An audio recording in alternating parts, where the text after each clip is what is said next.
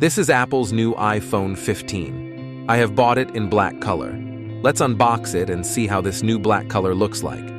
Apart from the phone, you will get to see a Type-C to Type-C braided cable in the box, the same tool, some paper box, and an Apple sticker.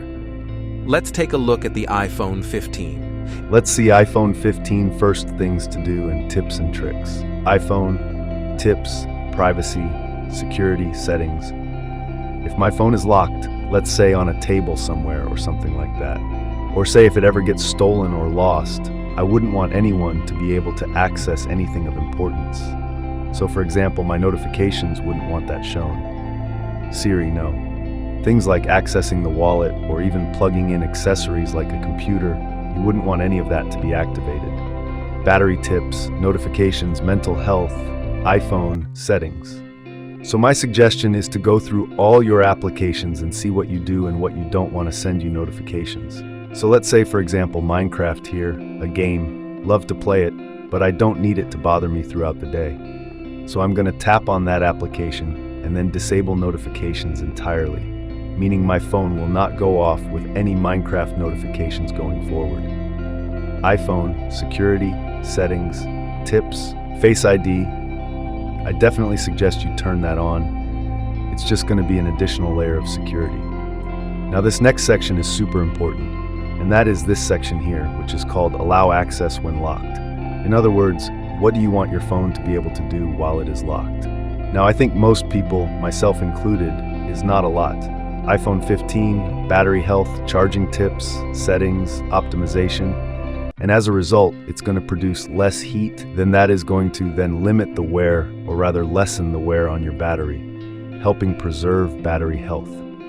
So of all the settings here, 80 limit is really only for the diehards. I think for most people, optimized battery charging is the perfect balance of getting that extra benefit for your battery health while not limiting the functionality of your battery. Privacy, location, settings, iPhone, security. So instead I choose to turn this off, and you can do this for every application that has requested access to your location.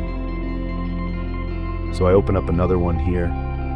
Again, you want to avoid that always setting unless you really know what you're doing. My suggestion though is to not have it set to always. And if there's an application in here, say that you don't think needs access to your location, let's say for example Shazam, battery health, iPhone 15, tips, charging, optimization. Now, recently with the latest iOS update, you actually have a new way to preserve your battery health. So to do this, we're going to activate a new setting. So first we're going to jump into settings, and then we're going to scroll down to where we find battery. And in here, by the way, you can also toggle to show your battery percentage. Battery notifications, iPhone tips, settings. The second really big battery saving tip I have has to do with background app refresh. So if we go back into settings, then tap on General, and then we're going to go into Background App Refresh. Here, just like with notifications, you want to kind of do an audit, scroll through all of your applications, and see what you do or don't want running in the background.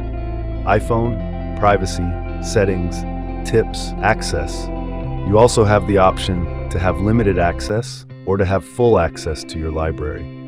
So you can see for third-party apps, like for example Instagram again or eBay, I have limited access, so to only allow specific photos rather than all of my photos and videos. And I think that's also a setting you really want to go through and make sure it's set to how you want it. Thank you so much for watching. Let me know if you have any questions, and I'll see you in the next video. Thanks for tuning in. Remember to hit the subscribe button, give us a thumbs up, and drop a comment below.